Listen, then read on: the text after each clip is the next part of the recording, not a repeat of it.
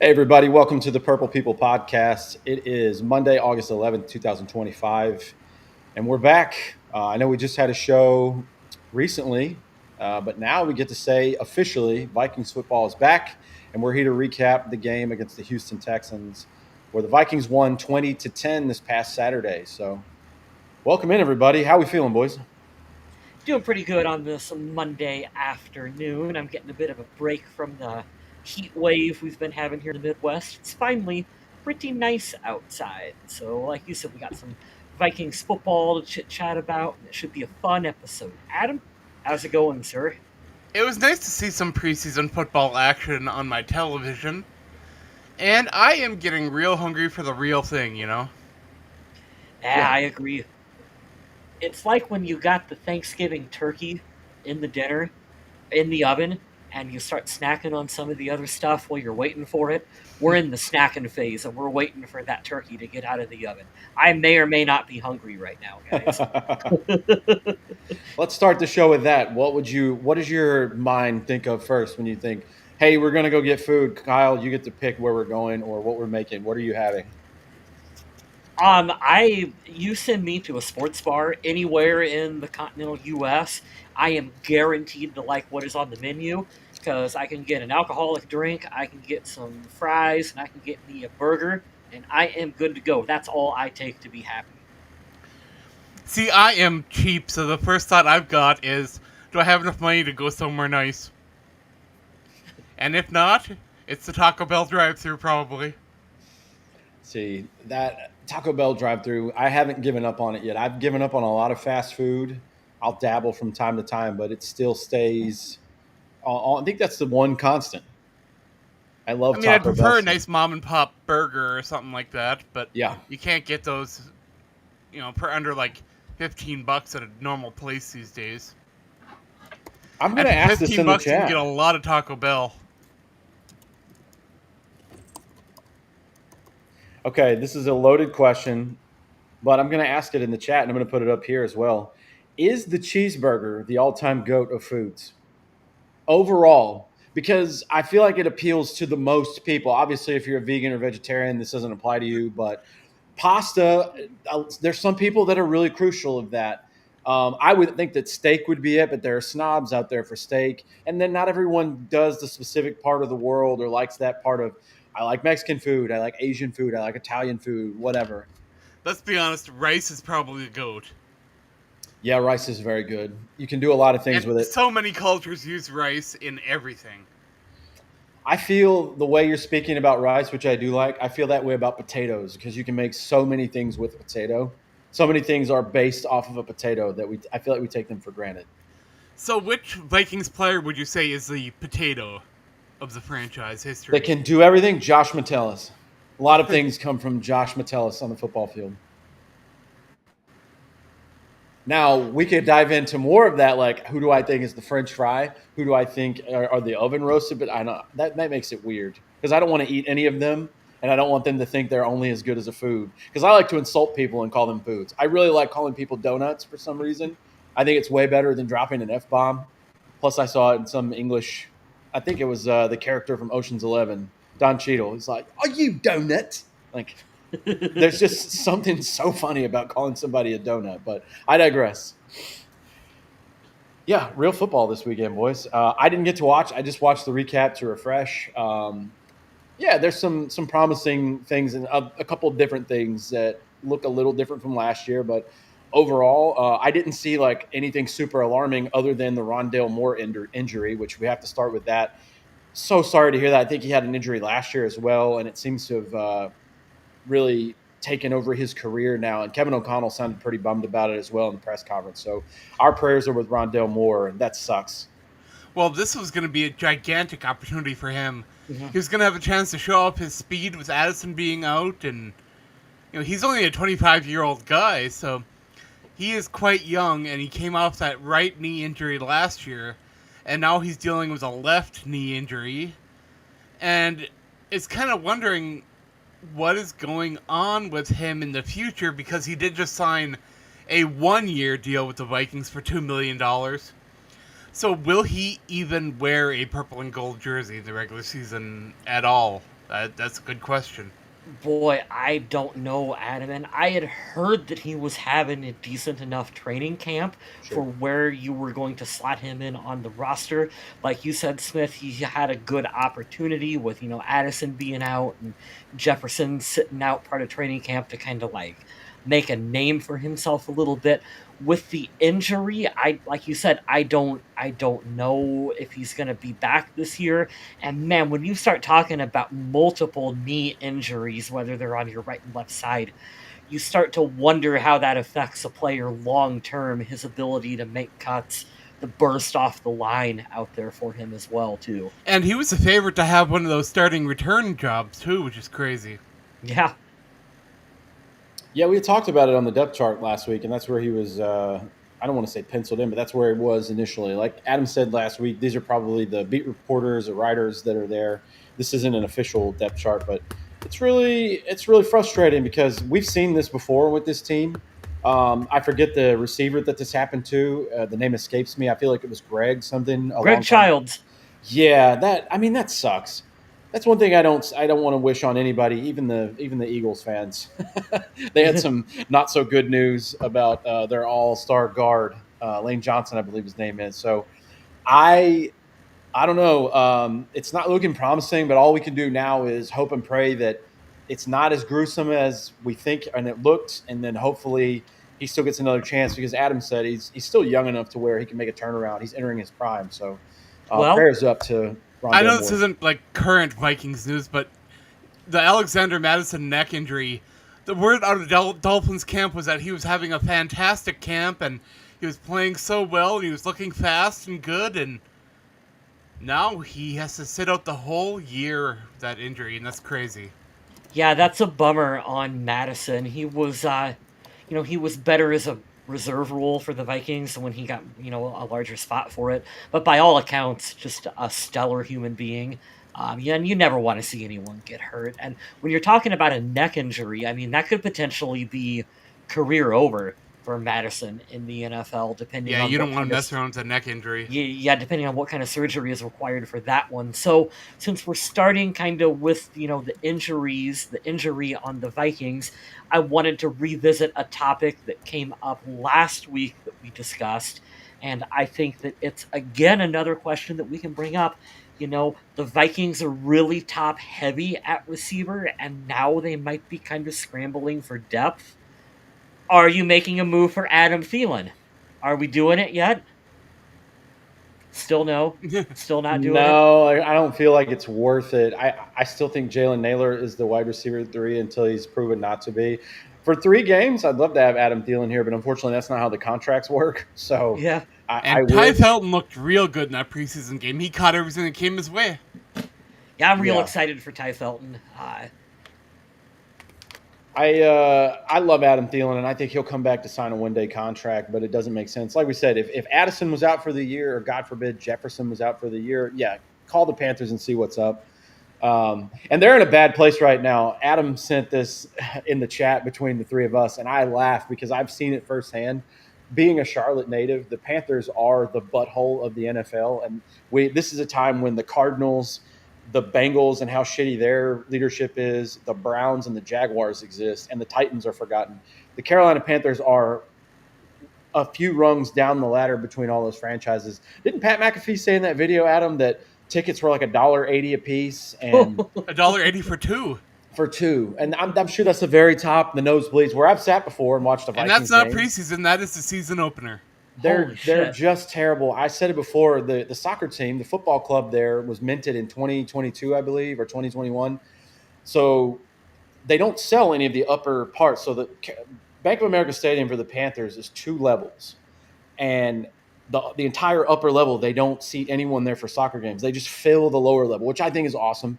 And I'm ignorant to this. I'm not a soccer fan per se.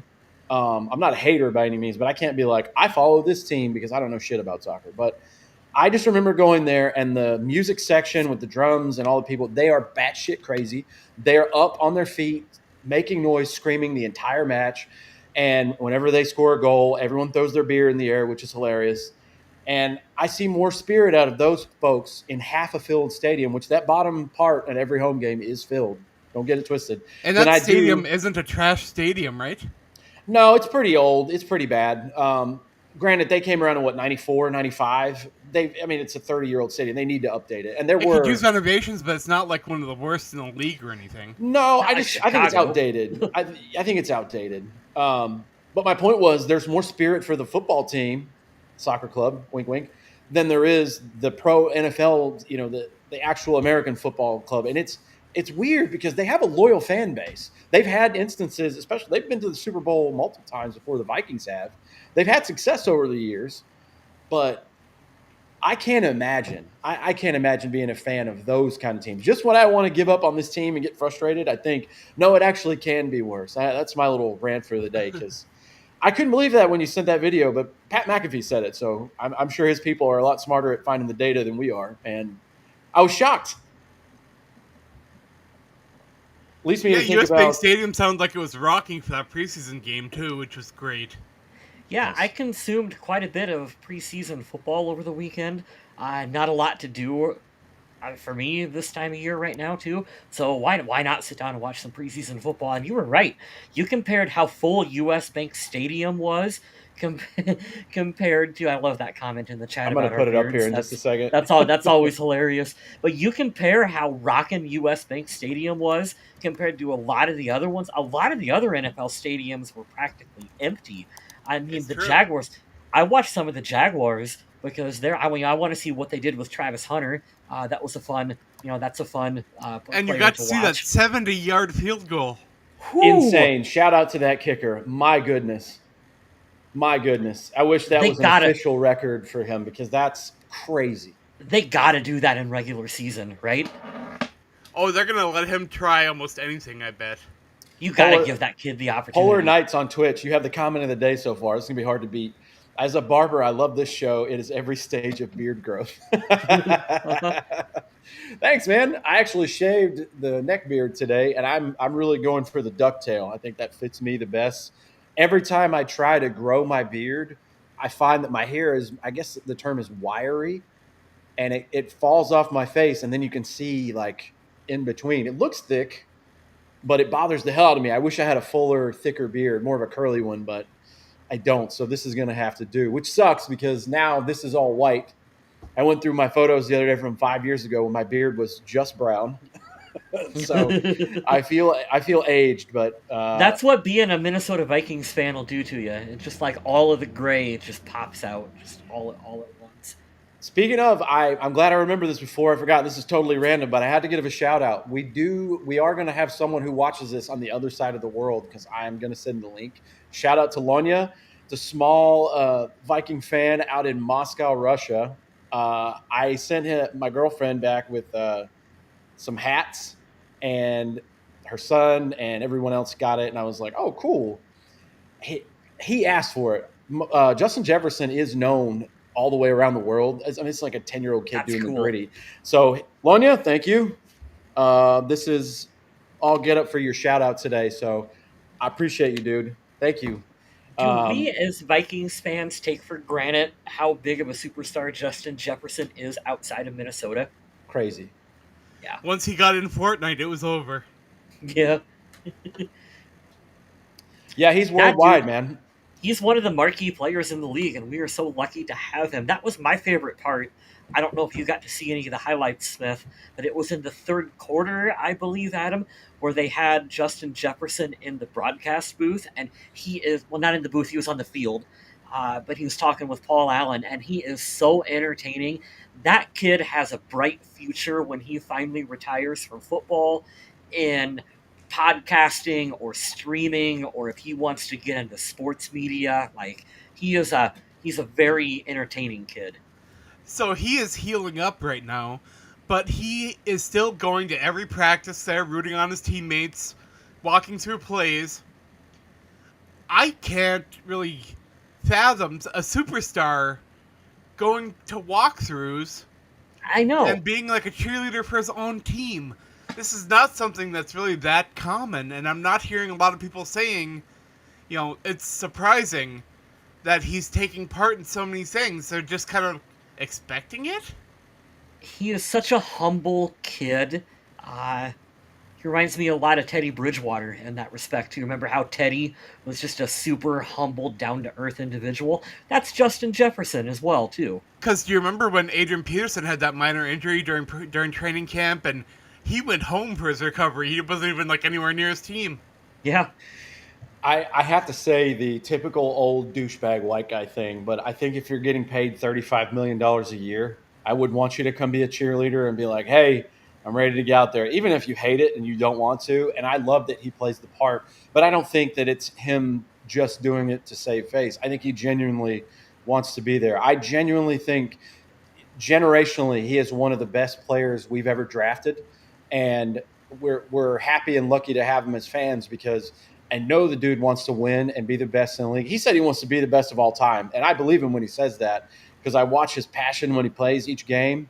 I love that he does it with flair and style and his own swag, but I believe it. I believe he wants to be out there chilling. And when I watched the Between the Lines today with Ben Lieber, I think they said that JJ was mic'd up for the whole third quarter, and they asked him to say, "Man, you're really good at this. You ever thought about coaching when you're done?" And he's like, "I don't know about that. They put in a lot of time and hours." And yeah. Well, he was supposed to be there for the whole third quarter, but he was late getting out there on the field because he was spending time in the locker room with Rondell Moore. That's a good teammate. That's underrated value that you'll hear from guys like Brady or whoever else when they talk about good teammates. Jared Allen, I'm sure he has a few.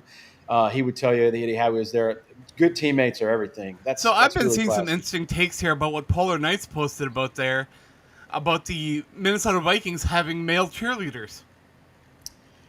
Yeah, I put your comment up here about the Vikings are the reason we know Regions can't call us Vikings anymore. You lost the copyright. I think you can still call yourselves Vikings. I think that's pretty cool.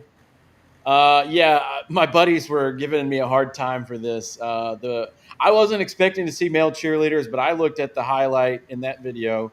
After you get past the very front of it, there were kids that they always highlight in the community there, and there were a bunch of young kids that they included with that video. So I thought that was cool. Yeah, the Vikings cheerleading squad has like a junior squad that's all like, kids.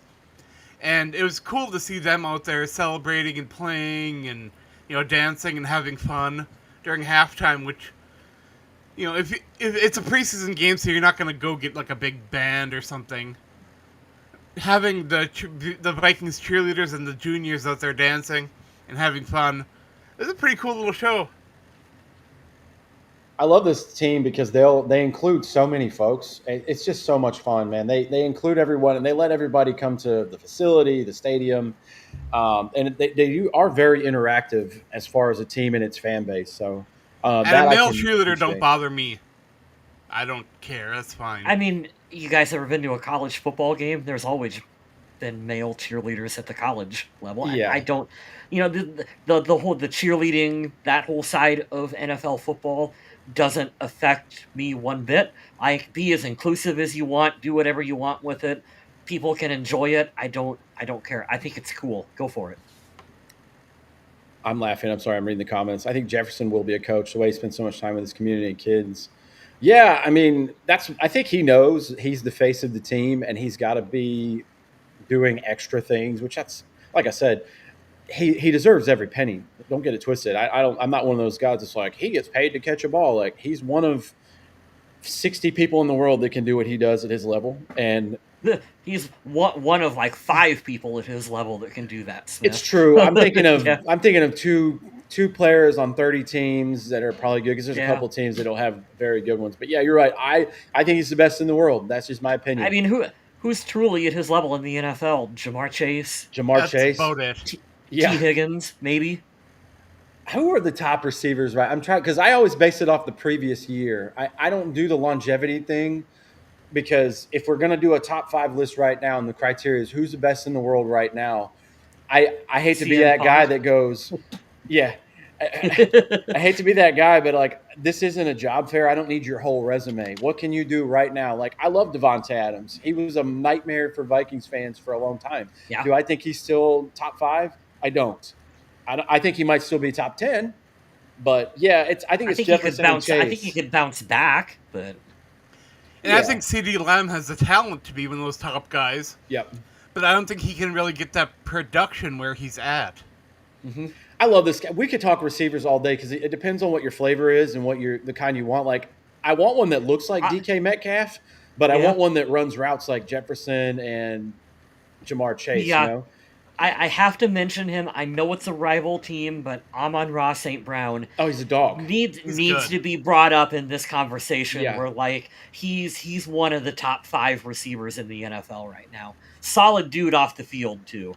and I got to When take you a hear chance Justin to. Jefferson talk, it's so great to hear him like talk up his teammates and know this is a team game and that his success does rely on his teammates' success and progress, and he wants them to succeed just as much as he wants to succeed. Mm-hmm. I had to take that opportunity to shit on the Bears again too. I like how Keenan Allen came there for 1 year and he's like, "No, I want to go back to LA." That made me laugh pretty hard. Who is the GOAT these days after Tom Brady?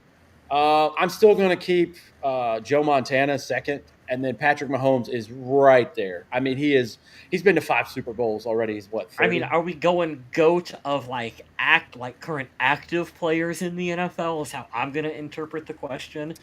Yeah, So that's a good one. My bad. I thought we if were just doing all time there. I didn't read yeah, that like you if did. we're going, so like now that Tom Brady's retired, who would be the current GOAT in the NFL? Maybe I'll get some hate for it, but I still think it would be Aaron Rodgers. I do think that that's a question where you look at the entire duration of his career and the stats that he's put up and what he was able to accomplish.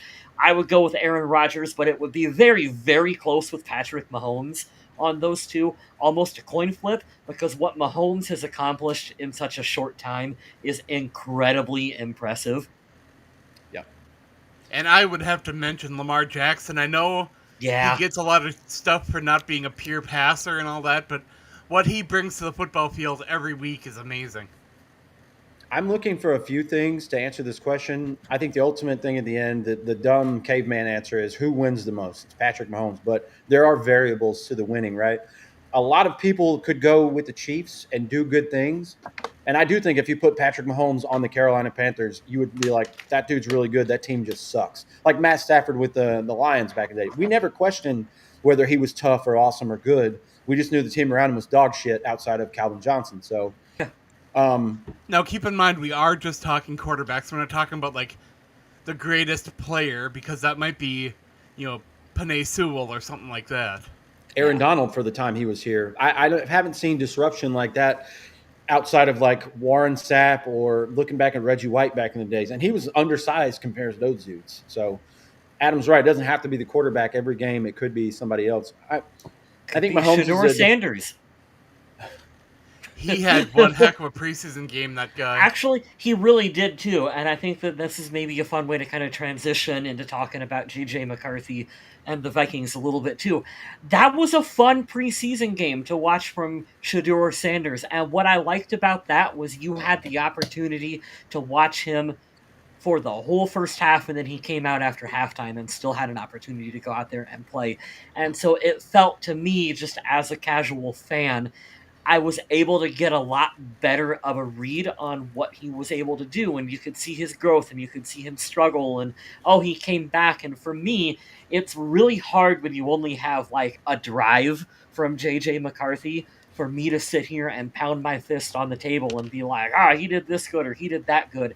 I really would have liked to have seen him play for the first half. Thank you. And when you have a smaller Thank you. sample size like that, one mistake can be so glaringly obvious and really hurt. Like, I was really excited to watch Donovan Jackson, but when he tripped over Will Pry's leg and it looked like he got pancaked, man, people were saying, I don't know about this guy. And it was one trip on a guy's leg.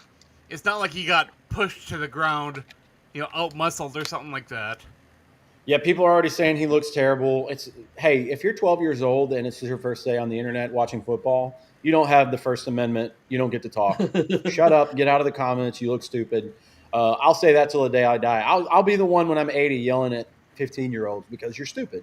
And there's no way to put it around. You can't call someone a bust off of a preseason game. No more than I can say, pump the brakes on Shedeur Sanders. This is preseason against the Panthers, okay? Yeah. I like that he goes out and he has a good stat line. The one throw not to the left, but down the middle at the back of the goal line. Ooh, Tremendous throw from him. you talking about the touchdown throw Yes, where he put it in the corner of the absolutely. end zone. That was the one where I was like, "Ooh, boy, that's a throw, man. You fit that in a tight window in the back of the end zone and put it in a place that only your receiver can get it." I Right. liked what I've seen from Shador. And when we're talking about those tight window throws, when J.J. McCarthy was under pressure on that play where Jackson did fall down, he lasered that to a spot where only Jordan Addison could have got it. Correct. That was, and I know some people were knocking him on that play a little bit because Addison had to bail him out and he had to make a diving catch. That's true, but like you said, Adam, he also put it in a place that like no one else was going to get to it. So it was either Addison or nothing. I'm fine with that. Yeah. Yeah. I don't mind it. I think I'm with you, Kyle. I think Kevin O'Connell needs to ramp it up a little more. I doubt he plays the third preseason game, but the second game coming up, I need to see him for a quarter. Maybe it's a lot to ask for a He ain't half. even going to play. Yeah, What are you doing? Like, well, why are we doing this? It makes Well, no we do sense need to to shake me. out this backup situation because right now we got 3 quarterbacks behind J.J. McCarthy that could be two of them could make the 53, and I don't even know which ones would. My complaint about it is he already lost a year, and half of the season he wasn't even in the facility because he couldn't fly, he couldn't travel. He needs live game reps. I don't want to start him for an entire preseason game. I understand the risk is not worth, or the juice isn't worth the well, squeeze. There, it's too much risk. But you can't. At some point, you can't be. I know you got to be. You want to be cautious with your starting quarterback and your starting players, but you also can't be afraid that they're going to break. And I do think that it's been a year and some junk change since McCarthy has played like actual football against. He's not wearing a red jersey. He's able to actually be actual tackle real football. Yep. It's gonna take a minute to get your legs back underneath you and adjust to that speed to be out there. And so, what I worry a little bit with McCarthy is that maybe we're going to coddle him a little too much in preseason, and then it's going to take him 3 weeks, 4 weeks, 5 weeks before he finally gets adjusted and gets settled in to just being back to playing football, let alone adjusting to the speed of the game. So while we're talking about quarterbacks, I wanted to mention Sam Howell because every report out of training camp was talking about how he was struggling. And then he came in this preseason game and looked great. he did look awesome. I have the stats here. He was the leading passer of the day, 11 of 13, 105 yards, 100 rating, and he did rush for a touchdown, which is pretty cool. He did fine. He looked like a veteran. That's what Ben Lieber said. If you watch Yep. Between the Lines, he looked like a vet, and that's what you want the vet and the backup to look like. I had heard as well that McCarthy just had an excellent command of the offense, that his ability to just spit the play out and just get everyone lined up and get it out on time and be able to read the defense is exactly where, or maybe even above, you want him to be. So he's got a promising future, I think. Now, this is going to sound like I'm just throwing a compliment out for absolutely no reason, but one of the things I loved about Kirk Cousins is that he had an amazing play action. Mm-hmm. Teams would bite on that, and when I was watching J.J. McCarthy in this preseason game, I saw the same kind of play action, and I love it. I like that. It didn't jump out to me, but I'm glad you said that, Adam. And I'm looking for something of his that I can cling on to, but I haven't seen enough yet. there was a point I wanted to make to Smith where we forget, because I still feel like you and I are still used to NFL training camps are 2-a-days in pads, grueling exercise, and it's 4 preseason games, and you play your starters for 3 of them, and then that's just not how it works anymore. And so we do need to remember that it is a different league, it's a different mentality, and they are going to be running these a joint practice against, is it New England, I believe. And that is where McCarthy is going to get all of the reps that you would typically get in a preseason game. he's going to be getting underneath that environment. So it's a different way for them to hopefully get him up to speed. I'm guilty of the same thing. I have to remember that as well too, because I'm used to the way it used to work, and that's not quite how it works anymore. So, like I tell my staff at work all the time, trust the process. We have to trust Kevin O'Connell and the Vikings coaching staff that they know what they're doing with getting JJ McCarthy up to speed. So are we all on the Max Brosmer hype train right now? I'm on the Max Brosmer hype train. I thought he looked pretty good. I'm He never on had any the one quarterback. fumble, but I'm not really too worried about that. I'm never on any quarterback 3 or 4's hype train ever. This is just Jaron Hall all over again to me. And I like this kid. I like that he's homegrown, but I will never stand and go nuts for somebody that's never going to play more than 2 snaps in a game. I But do you hope that think he he gets has a automated. chance of beating out Brett Rippon? I It depends on what your flavor is. What kind of quarterback do you like, and do you Or right now, trust? do you feel he is fighting for a spot on like the practice squad? So I think that he has shown enough potentially already that if you were to release him, quarterback is a premium position. Some other team is going to try to claim him before the Vikings do. So Sure. if you want to keep him, you have to fit him on the 53-man roster. I do think that you might be able to release Brett Rippon and maybe squeeze him onto practice squad before Brosmer. Maybe I'm wrong in that take. I don't know. Oh no, That's this is just going kind to of be my a gut. topic that if they continue to play the way they are, this is going to be a conversation that we're going to have again later. Sure. And you're right. It is fascinating that we had heard how bad Sam Howell was in training camp. And then sometimes for players, when you're playing an actual game, it clicks and you're at another speed and you're at another level and you just play a little bit better. And so that did help me ease my kind of uneasiness at that position to, okay, we've got we've got some guys fighting it out. And I don't know what the answer is, but we're going to come up with something soon, I feel like. I think he could beat out Brett Rippon. I think Sam Howell's job to lose at quarterback number 2, but It I feels And like what it. about guys that could jump other guys on the depth chart? Xavier Scott had, I thought, a game that opened people's eyes and yeah. put Ty Chandler even on deeper notice. Yeah, Yeah, I think that's probably the highlight of the game. Jumping in and having a splash like that from a guy that we've been waiting to have a game like this at all ever. Maybe he's gotten a game ball from us once collectively, but yeah, I think that could be a familiar face gone, and that's a tease to go to the Viking age because Adam wrote I'm an not article about sure this. if I'm not sure if Ty Chandler makes my 53. Same. I'm really He's not, gonna have to step up the next 2 games to really certify that he's going to stay on the roster. and I don't. That's true.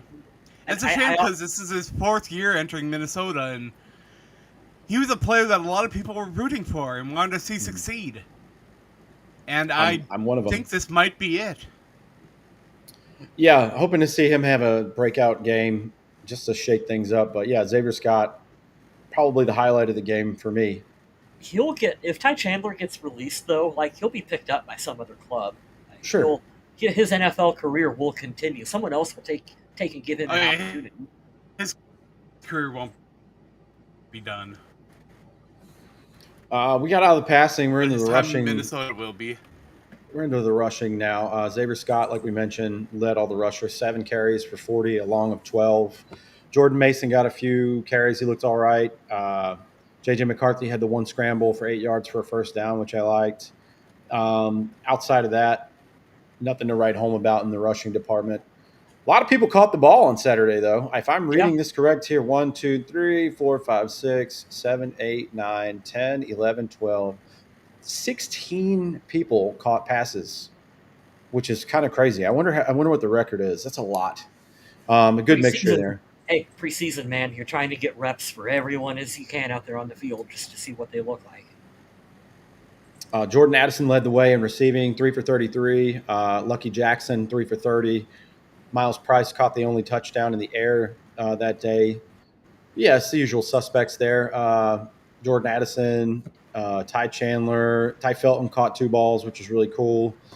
Jalen Naylor 1 of 1 for 10.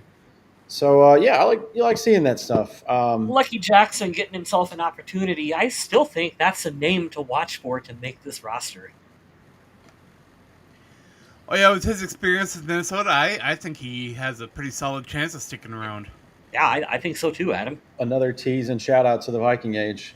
Go check it out. Adam wrote an article on this. I clicked through a bunch of his stuff today before the show. You might like Much it. appreciated. Of course. Defensively, Mekhi Blackman led the way, which you love to see. 5 Loved total seeing tackles. him back on the field doing this thing, and he looked comfortable, which was important. Absolutely. And Zemaiah Vaughn had himself a day too, which was great. Great to see him in action. 4 solo tackles. Love to see that. And Vikings. I don't know if you realized, did you guys keep an eye on Khalif Halisi and what he was doing in this game? Because they were kind of treating him like Josh Metellus Jr., which was interesting. Nice. He was playing different positions all over the field, doing different things. He could be a guy to keep an eye on. I had my son this weekend. The 16th is what? Is that a Saturday? I'm looking up here. Yeah, Saturday. I'll be free. I'll actually get to watch this one, which is great. So I actually get to watch this game in full, which is awesome. But I wish, man. I'm seeing it's crazy seeing all these players on here because you're only expected to see a certain number like in a regular season game. I love that Eric Wilson is back. I see Ivan Pace played a little bit. Brian Asamoah was in there. The 2 sacks in the game. Gabriel Murphy had 1.5. Bo Richter had a half a sack. Shout out to Bo Richter. Every time we can talk about him, I will. So I don't know if you guys have noticed, but the conversation right now about Dallas Turner is still really kind of unfair. Because people are saying like, oh, well, he might have only been in there for 1 drive, but when he was out there, it was very, not, he didn't do a lot. It's like, well, what do you want from him? They want people to go in and get 10 sacks in a preseason game, and then they'll say, well, it was preseason, do a real game. And it's crazy. Like, the number one thing we all learn about preseason is you run a vanilla defense because you don't want to give anything away. Thank you. Thank you. What are we doing here? Like what? And he could have an Audie Cole game, Dude, Yeah. preseason legend. Preseason legend. I didn't think we'd talk about him today. Shout out to Audie Cole. That's funny. Wasn't he selling like insurance or something? I think he's a real estate agent now. Yeah. Yeah, real estate. Yep. Yeah. So we did get a mention about the kicker in chat, and that was another area where fans had been hearing some pretty disheartening things and hearing that he wasn't quite having a good, solid training camp, but flawless on Saturday against Houston. Connected on 2 field goals and 2 extra points. And they both went they all went right down the middle, so I don't know. Like I was telling West last show, I am not really worried right now about the kicking situation, but I'm definitely going to keep an eye on it. 2 of 2 for field goals, 2 of 2 for extra points, long of 48. 48 is no chip shot, so I'm happy with him. I'm always worried about the kicking situation in Minnesota. I will never not be worried about the kicking situation. And now the bar has been raised incredibly high. Unless he makes a 71-yard field goal, now just cut him. Who cares? I don't care if you don't set the record. If you go the whole season without missing one, then I'll be impressed. It's almost statistically impossible, but especially with this team for whatever witch's curse that's on this franchise. But hey, you know what? I support Will the Thrill. Vikings had a kicker that didn't miss during the regular season. I realize now that I say that the whole season, I should say, but that could mean anything. Didn't Gary Anderson not miss for like 2 years? It was something like that. Yeah. Yeah, who's that cat who had 2 pick sixes in the preseason and still didn't make the team? Well, I believe you're thinking of Audie Cole because he had the back-to-back pick sixes. Yeah. He did make the team. Then he was bounced around from like active roster to practice squad. He never really got much of an opportunity to do anything beyond that. They waived him a while afterwards. That was kind of his tenure with the Vikings. So this really doesn't do a lot. We're happy to see that there's football back. Some weird injuries already happening. Rashawn Slater, my poor brother. If there's an AFC version of a cursed God hates this franchise football team, it's the Chargers. Chargers' They're best player goes down. That sucks, man. He just got paid. Shout out to him. I always compare that because I think he and Darisaw went in the same draft, I believe, Yeah. and they're two monster tackles in that. In my opinion, top 5. There's no debate. They're both top 10. But that sucks for them. Somebody got hurt in my. Oh yeah, you mentioned Alexander Madison. Just weird injuries. Lane Johnson for the Eagles got carted off. Couldn't put any weight down. So hate to see the injuries already happening. So. But what I really like, and to transition forward, is they're going to play and host joint practices this week with the Patriots. And I think culture is everything. I think you can have a loaded roster that goes 8-8, 8-9, whatever the record is now to be average. Like the Steelers, I think they have a great roster. I think Mike Tomlin is outdated now. I think their whole philosophy there is outdated. I really enjoy Mike Vrabel. If you can get to the AFC Championship game with Ryan Tannehill at quarterback, you have to be doing something right. I think that there's much respect there. He's a Patriots legend, and I think what they're doing it the right and slow way in New England. In about 2 years, you'll talk about them as like, damn, they're kind of pesky now, and Buffalo needs to watch out because they're going to get some receivers. They'll get some special players on the offense because they don't really have anybody there right now. And I really love that this is a challenge. And this is our offensive-minded head coach going against a true blue blood defensive dude for New England. And I think he'll have tough practices now, and these will be wonderful. Yeah, these will be some really tough, really valuable reps that our first team offense and defense are going to get because Mike Vrabel is going to run a really hard-nosed set of practices as well, too.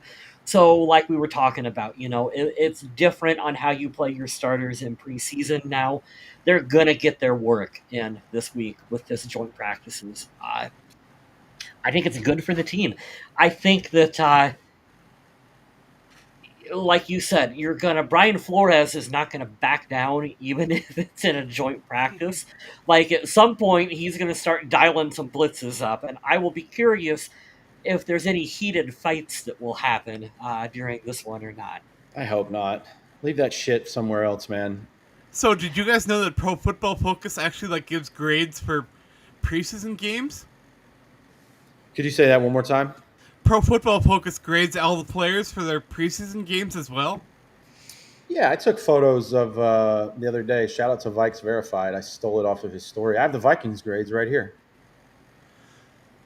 And the player that played the most snaps in that game was right guard Joe Huber out of Wisconsin. He's a rookie, and he had a grade of 94.7 in that game. The only blue colored player, which is what you want. These are elite, so he was graded elite this game. Amazing. Pretty sick. And it's not like he only played one drive or something. 55 snaps. Dang. That's pretty cool because you got a sample size. A sizable sample size there that you can sit down. I also know he's playing against second and third string guys, but how do you grade a guy that has 10 snaps? I don't know how you grade that. I don't know how you even are expected to know what they're trying to accomplish. I'm not putting much weight into Pro Football Focus rankings in the preseason. That's a lot like that post I shared to you guys where if you were betting on a preseason football game, call the gambling hotline number, you have a problem. If you were looking at Pro Football Focus rankings for players in preseason, you should also probably find a second hobby. You were a little not Adam writes about the Vikings. I understand that. You should probably find something else to do though if you were that invested in the team this time of year. And remember that all of that is just for informational fun. It's not, gospel or anything. You're not going to look at this and say, oh, Huber had a fantastic preseason game. He should be starting instead of Donovan Jackson. Yeah. No. Well, I see at number 19, JJ McCarthy was there at 64.8. And now I get to do my favorite part of the show where I say something to piss off everyone. It's too early for this, but I came to fight today and I came to be petty. Did we just get Brock Purdy in Minnesota? Is that what we have? Because that's what it looks like at the it's very small sample size. I don't want Brock Purdy. I'm an asshole. I want Josh Allen. I want Joe Burrow. I want Patrick Mahomes. Can we not do this again where we have the number 17 quarterback in the NFL for another 8 years? I'd rather shoot myself in the fucking face. I'm just kidding. I'm being facetious right now. Um, I hope that this season goes, and I feel like the shift is there. You guys can agree with me or not. I'm being serious now. I was just rage baiting everyone right there. Because I was going to say, if we have Brock Purdy on this team, we'd probably do pretty damn good this year. So I kind of hope he can play at that level. Yeah, and that's the whole tease too. I don't like Brock Purdy, but he also did go to the Super Bowl and go to overtime, so he could be like, right? Eat that, and I'd be like, you have a point. Gotten farther than we did with Kirk. Yeah. So what's funny is when you look at the national championship season that Michigan had when he was driving that sports car with Jim Harbaugh and everybody there, they ran the ball a lot. He was asked to do things in critical situations, and I feel like the Vikings didn't lose sight of that. They went and got Jordan Mason. They upgraded the line. Is that what this team is going to look like? Are they going to be like better at running the ball, and they're just going to ask him to do what he did there at the next level up and maybe a little more amplified? I'd be totally okay with that. Smith, that is also sort of your template for a young rookie quarterback as well, too, is that you play excellent defense, which the Vikings look to have. You run the football, and you give him short, easy reads. Hey, here's a screen, here's your first read, here's your checkdowns. If they're not there, you make plays with your legs. And then you grow into the offense, and that's kind of the trajectory that like a Josh Allen took. Remember early in his career when we were making fun of Josh Allen for overshooting quarterbacks down the field, and now you make the case for Josh Allen being one of the top 5 quarterbacks in the NFL right now. At least that's where I would rank him. So did you guys see what Colin Cowherd had to say about JJ McCarthy today? I don't care what Colin Cowherd I'm really excited for this. What did he have to say, Adam? So he says the Minnesota Vikings are a Super Bowl ready team, but he is not sold on JJ McCarthy because it feels a little bit like baby steps process. And this is not a baby steps coach. It is not a baby steps roster. Every rookie or new quarterback in for like a baby steps kind of thing? Yeah, they all go through this maturation process. You want him to be rushed so we can ruin his career and waste the fan base and the organization's time instead of developing him. Makes sense, man. That's probably why you're such a good coach and scout. Cowherd, good job. And I get that he kind of if he doesn't believe in JJ McCarthy, that's okay. That's fine. You're entitled to that opinion. But try to have some sort of tangible argument as to why. Right. You can't have your cake and eat it too when he raves about Kevin O'Connell, but then he says, well, we can't do it with this guy. Why can't, well, you haven't given him a chance to do it. What do you mean? He doesn't even get the opportunity? And a lot of people didn't think he'd be able to do it with Sam Darnold, and he did it. Yeah, and I keep coming back to right now, too, is the sample size on J.J. McCarthy is so minute on what we have to actually judge him by. As a pro, yeah. As a pro, you have no idea. You have none whatsoever what he's going to do. Scott says the difference is we have the best coaching staff that can work with baby steps and maximize JJ's productivity. We have one of the best wide receiver coaches in the NFL. I'll die on that hill. Keenan McCardell is amazing. Bringing in Josh McCown, godsend. I don't need a guy to show me I have Drew Brees numbers from the NFL. No, I need a guy with experience who's been in 10 different organizations, training camps and their facility to say, well, I've been in the room with these dozen quarterbacks who were just the best at what they did. I backed up, and I had a couple of years where I had to start because someone went down or I was the bridge gap guy.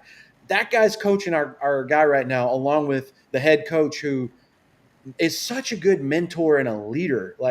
And my favorite thing that I just heard recently, I guess I forgot it because I do remember hearing something about this last year. Sam Darnold was the dude, from preseason week 2 on because JJ got hurt, right? even when that happened, he still met with JJ once a week, one-on-one. Oh, yeah. How can you not love that guy, but you want to write him off before it even happens? It's like it reminds me of the argument my son has. Like, hey, try this food. I don't like it. How do you know you've never had it?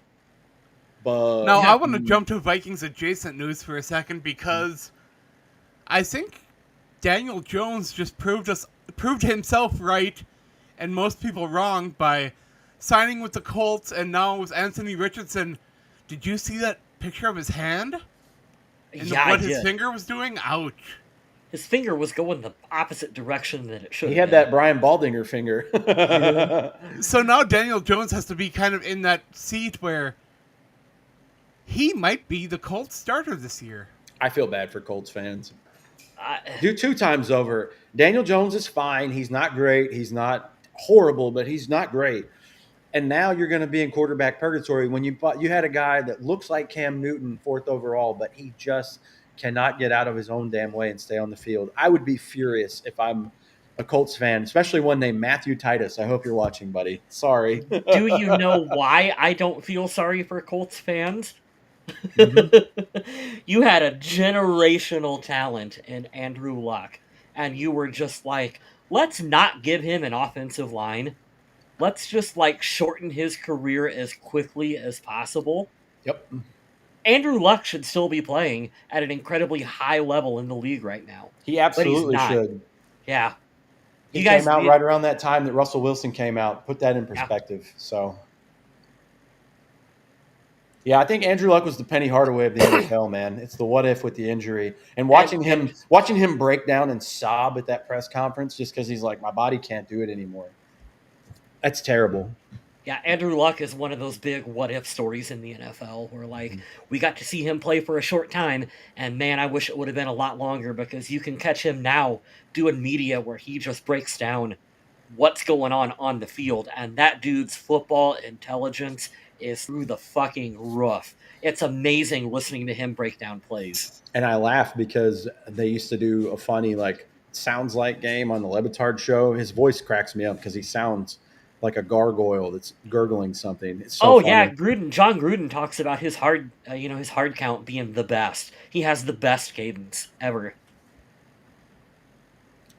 There you go. We were 1 loss away from being the suck for luck sweepstakes, but we won that pointless game. Yeah, that's another what if moment for the Vikings. I mean, you can get any quarterback you want. You just have to give up the farm for it. But we've seen also with this franchise, because of course it's this franchise, what happens when you trade away everything for one player. So, and Scott, that's one of those moments where, like, okay, so Andrew Luck goes 1. If the Vikings were sitting at 2, the Vikings end up with RG3. We know RG3 had some injury history and, everything that happened with him in Washington. But if you would have put him in a different organization with the Vikings, what would his career have looked to be? What would his career have panned out to be? we got Matt Khalil from that draft. Yeah. Fuck. Oh, man. I hate this team sometimes. The what ifs. The what ifs will kill you. Yeah, that's a rabbit hole you could go down. So, did you guys get a decent look at Jeff Okudah? Because he looked comfortable out there, too. I've been hearing nothing but good things about Jeff Okudah this year. I hope this is comeback season for him. I really do. The cornerback group was one that a lot of people really worried about the depth for, but there's a lot of youth and experience combination there that could work out real well. You can also hear that at the Viking Age in the article that I read today. Almost verbatim. Good job, Adam. Yeah, I feel a lot better with them now. Like you said, there's a good variety. Experience, up-and-coming talent. They already paid Theo Jackson to see what he could do, so I'm excited to see what the secondary is going to turn into. I think it's going to be surprising, and I feel that in a positive way. Well, one of the nice things about having a secondary is that even if they are younger and not so experienced, Minnesota has Brian Flores and a pass rushing unit that'll send pressure from all over the place and make things a little bit easier on that secondary. And, I just looked up real quick on Jeff Okudah. You forget he's only 26 years old, Right. So, like, this kid, if he can turn it around in this system and kind of live up to the potential, man, you're looking at 4 or 5 more years that you could potentially have him on this team. That would be an excellent, excellent find for the Vikings. And it sounds like he is really enjoying his time in Minnesota and embracing it, and really excited to have that opportunity to not maybe not have a do-over, but to maybe prove that he can be that player that people thought he could be. Yeah. I certainly hope so. I like this. This is kind of the direction that the Vikings have been in since Kwesi Adofo-Mensah took over. Is let's take a flyer on guys. Let's see if we can squeeze the maximum value out, and then we'll pay accordingly if you want to stay and you work out well. Well, you are exactly right, because look what happened when Daniil Hunter left. They brought in Jonathan Grenard and Andrew Van Ginkel and said, you know what? We're going to pay these guys what Hunter was getting paid, and we'll get that for both of them. And if one of them work out, it's great. If both of them work out, amazing, and that's exactly what happened. Yeah. I had this conversation at work a couple times over the last couple of years, and it's fascinating if you really want to nerd out about it, which I know the three of us can because we're a bunch of football dorks. But the way that you can build a team, there's literally like a dozen ways you can build a team. Take the Green Bay Packers, for instance. They never trade for anybody. They build from within, and they believe in that system. And they're in the playoffs pretty much every year of my life. So that works. You have the Minnesota current system where they'll go out and grab a ton of free agents, and they'll also try to hit up the draft and do like a hodgepodge of everything. And then you got teams like the Rams who were like, for 3 years, they're like, fuck these picks. We'll go get people that we know can play right now, and we'll just pay a premium for them. And then they end up winning a Super Bowl like that. So I find that part of it fascinating. I wish there was more content out about that because I truly want to learn more about it that way. But to Adam's point, those are the first two players that came to mind, man. What a payoff and what a great move it was to grab those guys. For any draft criticism we have of Kwesi, the free agency thing, he is knocked out of the park. So kudos to you, man. Hoping for more from Jeff Okudah this year on that front. I love bringing those hungry guys with a lot to prove because they can really far exceed their value. And if you're going for a min-max kind of deal when you're bringing in free agents, that is the way to do it.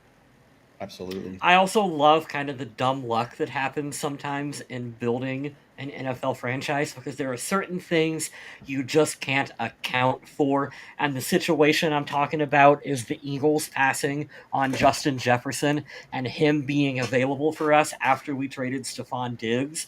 Like, just that whole scenario is like, I don't know. You can hope for something like that. You can't really plan for it. But man, when the chessboard just aligns up just right and you can make those kind of moves, you look like a genius. And what's crazy is that Philadelphia probably should have been hurting for a little while after making that mistake, but they ain't hurting at all. Yeah, they are the mountaintop you have to climb. I still have them number one in a class by themselves. Usually you can pick. That roster has so much talent.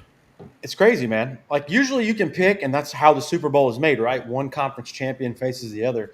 But if we're just going overall, like everything, I think Philly's in a class by themselves, and then it's everybody else fighting in that really, really good tier, the Buffaloes, the Baltimores, the Kansas Cities.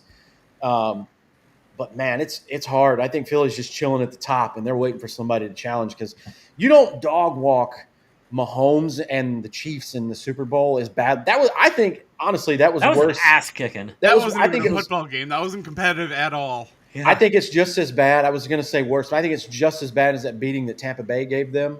And they got to score a couple of garbage time touchdowns, but there was no part of that game. And I was working it.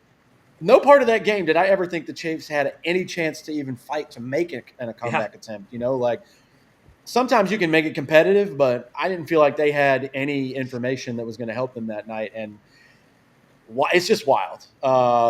Season-ending neck surgery. Wow. I didn't know that. Yeah. I guess I did not read the tea leaves on that. Yeah. Wow. That sucks. And, of course, he will need to be evaluated as he recovers. And I hope he is able to return to football, but I understand if he doesn't because neck injuries are that serious. Yeah.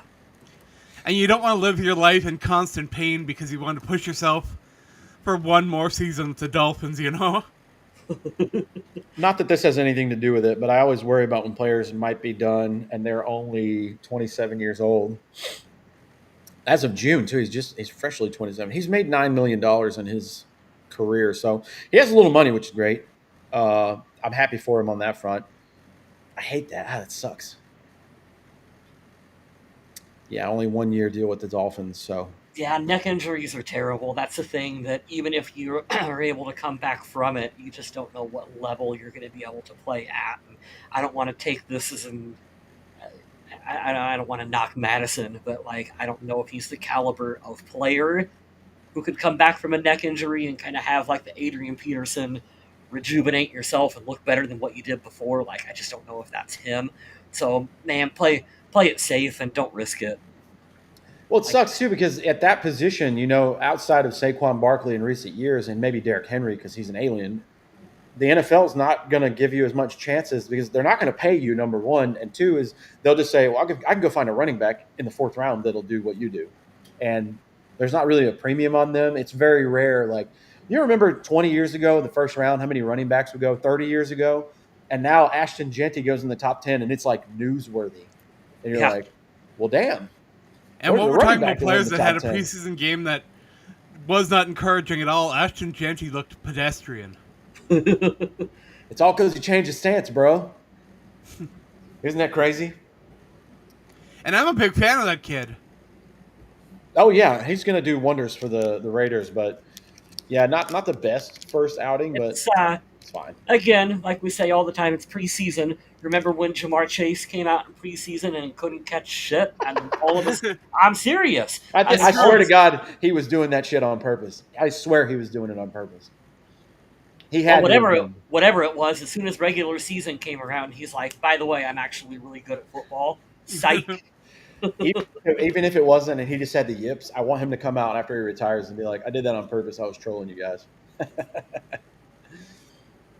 Oh, there we go. Max Hey, I like with that, Tim Scott. Jones today in practice, 40-yard bomb against the ones. Cool. Yeah. Brosmer's got a shot, guys. He's got a shot to be on this roster. I think he makes the 53. We are keeping three quarterbacks. It's going to be McCarthy, Howell, and Brosmer. That's my guess.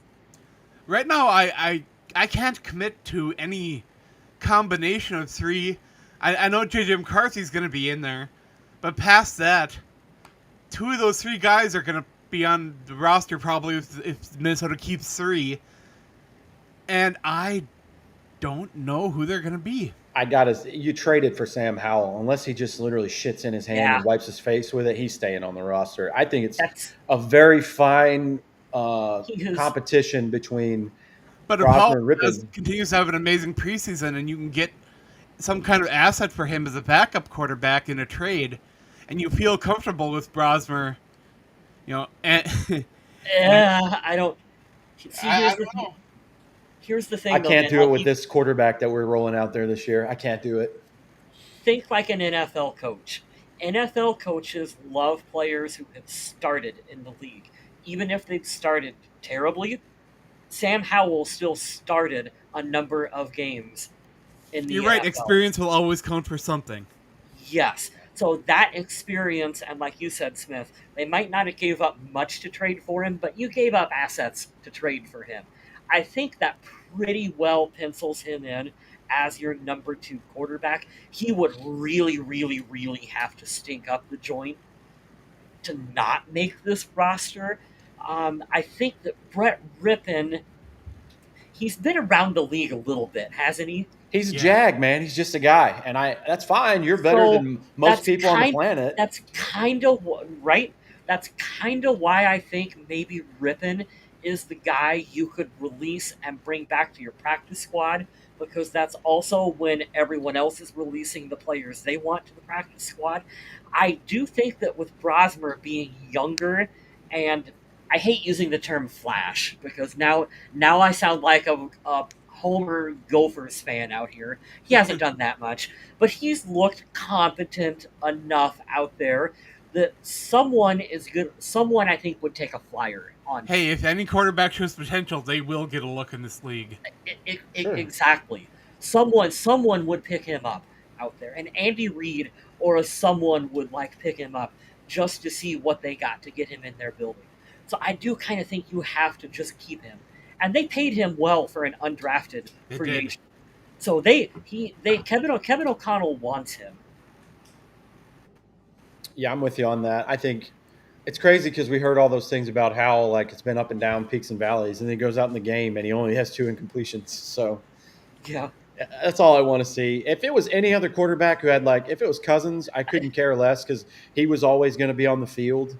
But the JJ's knee still scares me a little bit, so I want to have at least somebody who has that caliber because the drop off would be like, I've never played in an NFL game to a guy that like, hey, I started for this team and this team. I know how everything works. And I like him. I'm biased. Like you said that you would sound like a Gophers homer. I'm a UNC Tar Heel homer all the way. I've seen Sam Howell sling it. He's got a little gunslinger in him. Cool, man. Give me diet Nick Mullins or give me younger Nick yeah. Mullins. I'd rather have that than like we said earlier, the Jaron Hall thing. Like, it's no offense to Jaron Hall, but if he's out on the field, it's Armageddon for us as fans. So we'll see. So, did week 1 of the preseason answer any Vikings questions for you guys? I'll be honest, no. I mean, it really didn't. It's not like I can sit. It's not like I can sit here and be like, "Oh, all my questions about JJ McCarthy are answered." They weren't. It was too limited of an opportunity. There were some other guys that like, hey, I like what we did here and there with them, but like I don't have any definitive answers right now. And you can look at things and say, okay, Jordan Addison looked like he's been working super hard this offseason. And he looked like a number 1 receiver out there in the preseason. But, again, how is that going to translate to the regular season? And is that suspension going to hurt more than we anticipate? We don't know any of that. And I was encouraged by a lot of what I saw, but I don't know if there were answers. Yeah. There were some, we all have our favorite kind of like hidden gems on the roster, those depth guys that we enjoy. And I look at someone like a Levi Drake Rodriguez, who I am a fan of. He didn't elevate himself. Like, I'm not all of a sudden after this game going, Levi Drake Rodriguez, like, there's a guy who's going to make a big splash for the Vikings. I still think he makes the roster, but I still don't know any more about him than what I did previously. I'm sticking with my take earlier. We have Brock Purdy 2.0. I can't even speak without my voice cracking because I'm laughing with that. And JJ McCarthy. I don't know. In all seriousness, I have no idea. I hope that we see – just give me a quarter from McCarthy. And you can shut him down for the last game. Done. Yeah, you're probably right. You're probably right, Kyle. But I wish that he would play more just so I'd feel better about him getting live action reps. But it's a fine line in the NFL now because you don't want anybody to get hurt. Let me float an idea I just had that everyone's going to hate, but stick with me for a minute. We know players, starters, don't truly want to play in preseason. They keep wanting to cut back more and more and more. What if we just put the red shirt on the quarterbacks in preseason and we treat it like a practice and say you can't actually sack them? Does that then change it and allow you to play like a JJ McCarthy for a half in preseason? Because now you're not risking him actually getting sacked. You've just lowered dramatically him getting hurt. But you also kind of watered down the product on the field, so I don't know if it's as watchable. But it's also preseason. I mean, we were joking about it in the chat. We're like, you get to the fourth quarter of a preseason don't game. Sleep on how much money the NFL makes off the preseason. Well, right. But like we said, we were joking. Someone brought up in the chat, it was Scott, about Brosmer. He fumbles a snap. When you get down to like the fourth quarter of a preseason game, it's a shit show. It's a guaranteed shit show with these guys out here on the field. So putting a red shirt on your quarterback and maybe getting them some more reps, not popular. I don't know. It might not be the worst thing. The old heads will hate it, but I kind of don't. I don't mind it. Look at what we've done to the kickoff, guys. Oh, we totally neutered the game. It's over dynamic. 20 years. It's not. It's something. And I know how you guys feel with the virtual measurements. I hate the virtual measurement. I was the one It's pounding sand for that, and now I immediately am like, go back to the chain. This it is the sucks. it is the answer to a question you did not have. I wanted it forever, and you found a way to fuck it up royally, and I don't like it because they're not doing it the way I want them to They do it. But somehow found a way to make it boring. Not that it was exciting before, but true. I mean, at least you got to see people run on the field and you got to see a tangible thing Well, we go won't out. get the index card anymore. Yeah, Yeah, it the threw me index off. card was kind of fun. But that's really all I have. I know there's more Vikings news that we didn't talk about, but I don't think there's anything big that we missed. Not at It's all. New England in the next game coming up, correct? Saturday at 1 p.m. Eastern is what it told me here. So And is that So game on NFL Network, or where can we see that? let's look at that. I Patriots believe it's on Vikings NFL Network. ESPN. Of course, it doesn't tell me on the ESPN page. So thanks for nothing. Oh, that's Well, odd. ESPN won't tell you to watch something else. Correct. I don't know. You'll have to find that one out. Preseason week 2. Here it'll tell me over here. This thing Well, says ABC and NFL Network. No, this can't be right. That's too many. Interesting. well, with the joint practices that they are having while you guys are looking up that info, I think it should make for a actually fairly competitive preseason game because the two teams will have seen one another, all week long. So when they go out there to play, I think it should make for an interesting second preseason game. I personally don't expect you will see hardly any of the starters play in this one. Uh, but it'll be a good opportunity for our young guns to go out there and make a name for themselves, and hopefully, we will get a little more clarity on the backup quarterback position. I think Looks like that's you're gonna need NFL Plus for this one, Ugh. which is kind of disappointing. But what can you do? We do get the Dunkin' Patriots pregame show from Dunkin' Donuts. I hate everything now. I just don't like any of it. How I Everything can't. has to be marketed by I something. literally Googled Patriots Vikings week 2 preseason, and then it's just such a pain in the ass to figure out like how you're going to watch this. Everything is a worse version of itself. We were talking at work the other day, three of us in the aisle.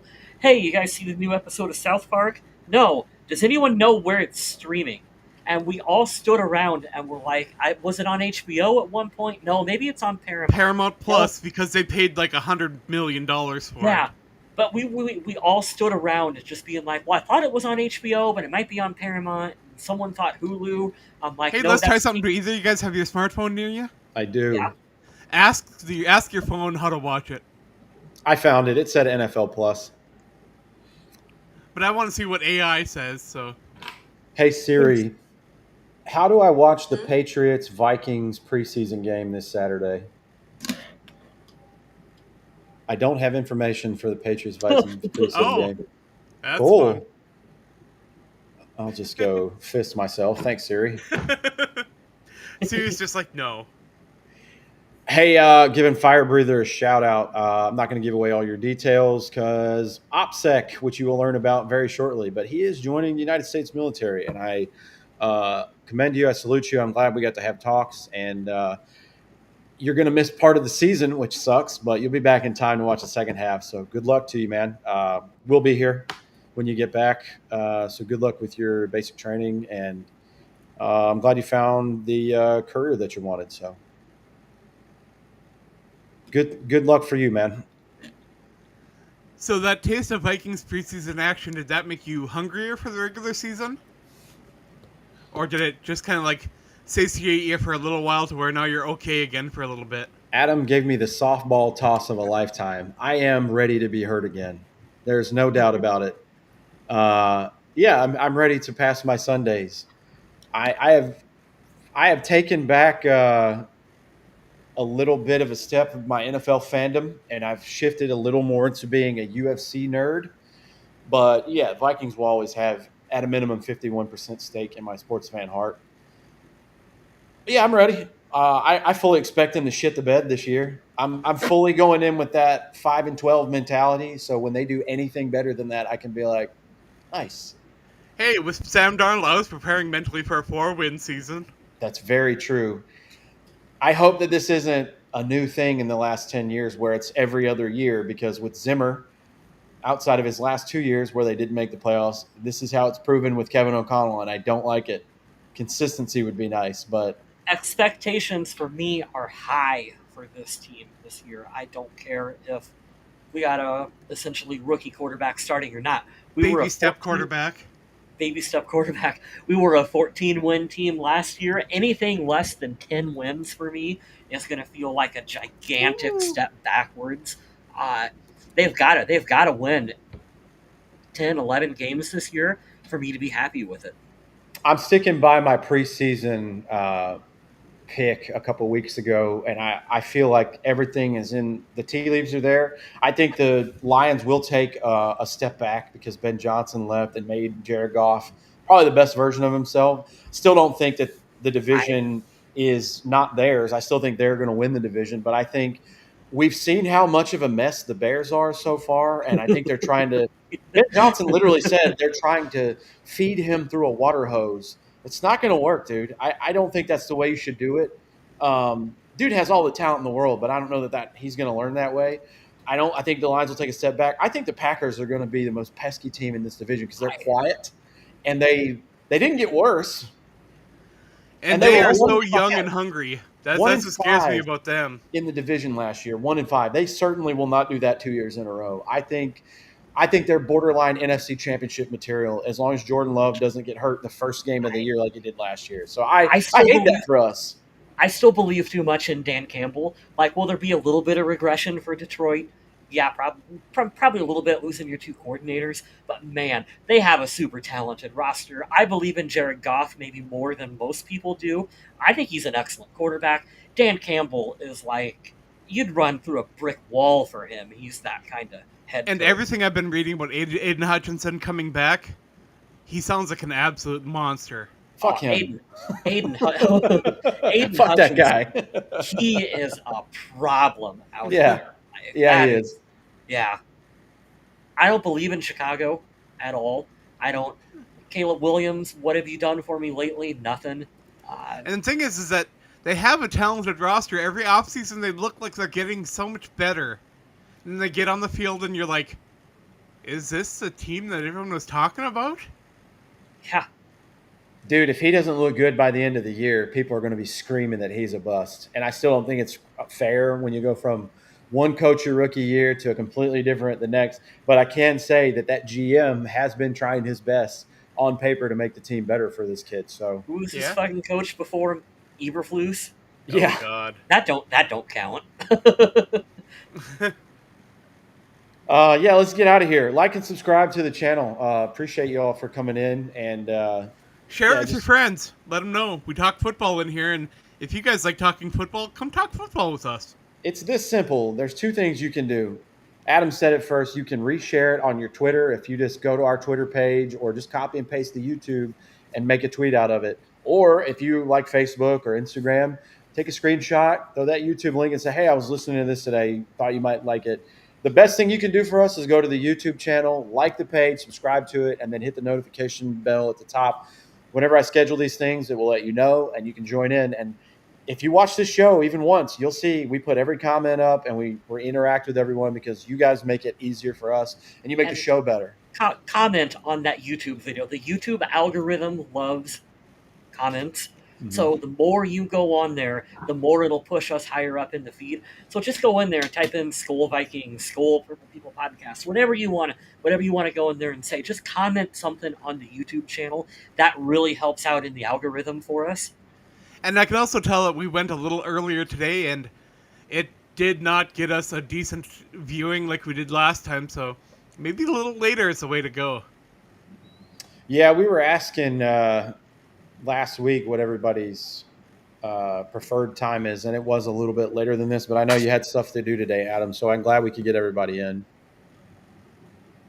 Yeah, speaking of Adam, I've plugged it 10 times today. We're going to do it 11. Go to the Viking Age. He writes good stuff over there. I'm not just saying that because he's on the screen with me. Genuinely, Our team over at the Viking Age is putting out an amazing it's amount of good. content right now.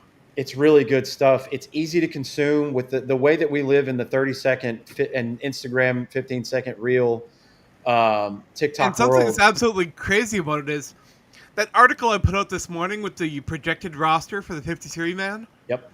Normally that would have been probably a 10 slide piece that you'd have been clicking through. Right. Now it's all one page. It's so much easier to consume. Like I was saying, in the TikTok, Instagram real world of 15 to 30 seconds, you can get this, the visual of it. And I'm saying this as a guy who criticized the website before. It's much better. It's much easier. It flows better. And then the cool thing about it is go to the Viking Age.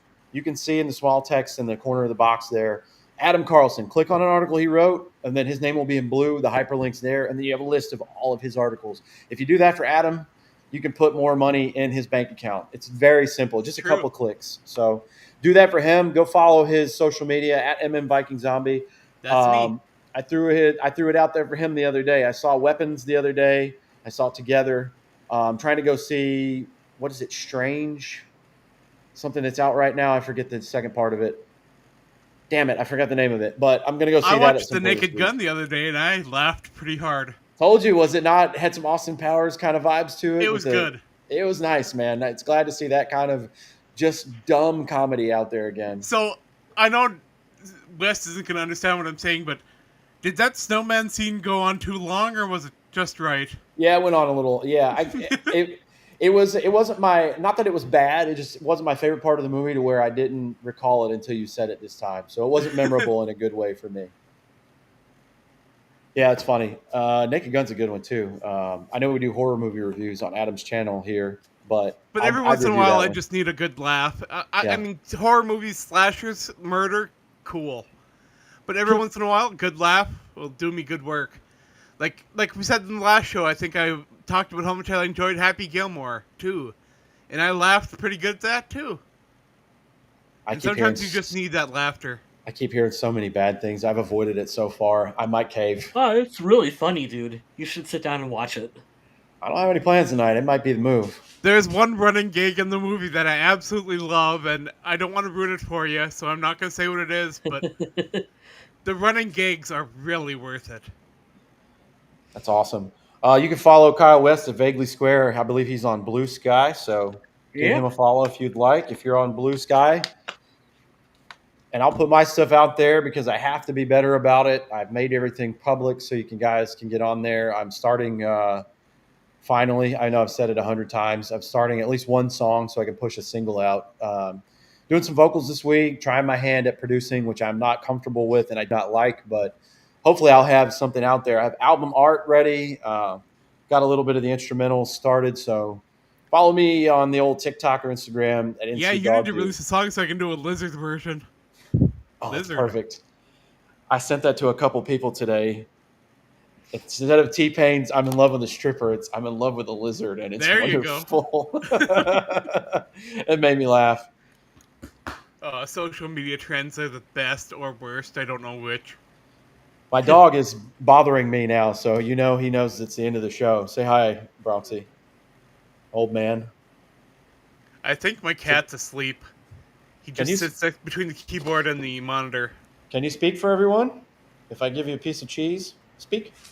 Okay, you run out of the frame. That's really good. Right over here. No, we got dog butt. Speak. There you go. Speak. But all right, thanks again for everyone for joining us in the chat here. So great to have you here interacting, asking questions, adding comments. We love all that stuff. We will be back next week to talk about the preseason game against the Patriots. And in the meantime,